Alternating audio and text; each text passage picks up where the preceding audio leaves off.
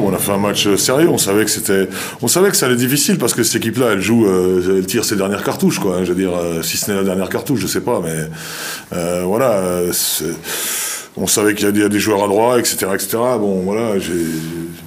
On a fait un bon début de match et on a un système où il laisse John tout seul. Alors John tout seul, généralement c'est à 60%, c'est dedans en 3 points, donc tout seul c'est 80% dedans. Donc il a été tout seul 3 fois de suite, donc ça a permis de lancer le match correctement. Voilà, après, bon, j'ai pas trop compris les fautes à la fin, quand on a moins plus 12, plus 14, je comprends pas pourquoi. J'ai jamais compris ça, pourquoi on fait faute à la fin, quand on a moins 12, moins 14, et qu'il reste 1 minute ou 50 secondes.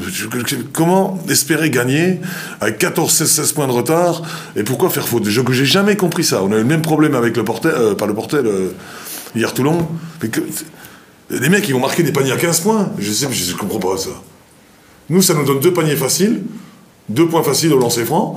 En plus, ça risque de blesser les joueurs. Là, les fautes étaient tout à fait correctes, hein, donc il n'y a rien à dire là-dessus. Mais je comprends pas cette histoire. J'ai jamais compris ça.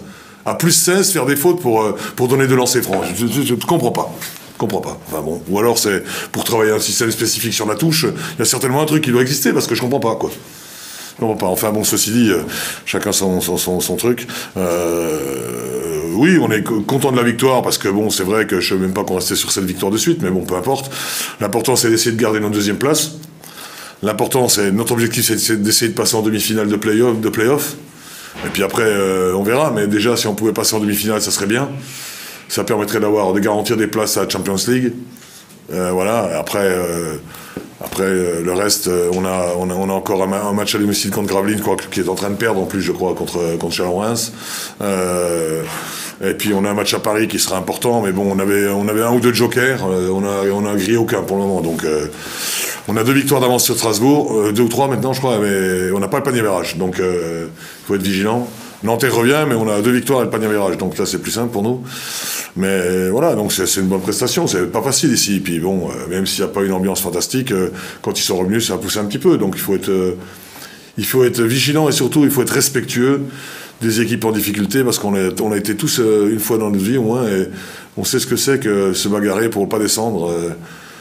Et c'est pas réjouissant. Et surtout, en particulier, je pense que pour le coach cette année là, qui a repris la suite, lui, ça doit être encore moins réjouissant que pour les autres parce qu'il a vécu ça 2 années de suite. Donc, je pense que franchement, ça doit être difficilement supportable. Voilà. Après, le reste ne me concerne pas. Tout ce qui peut se passer à Orléans ne me concerne pas. Mais c'est dommage, encore une fois, de voir un fief un peu du basket risquer de descendre en Pro B, et quand on sait qu'il risque de descendre la saison prochaine pour remonter, ça sera pas une mince affaire. Hein.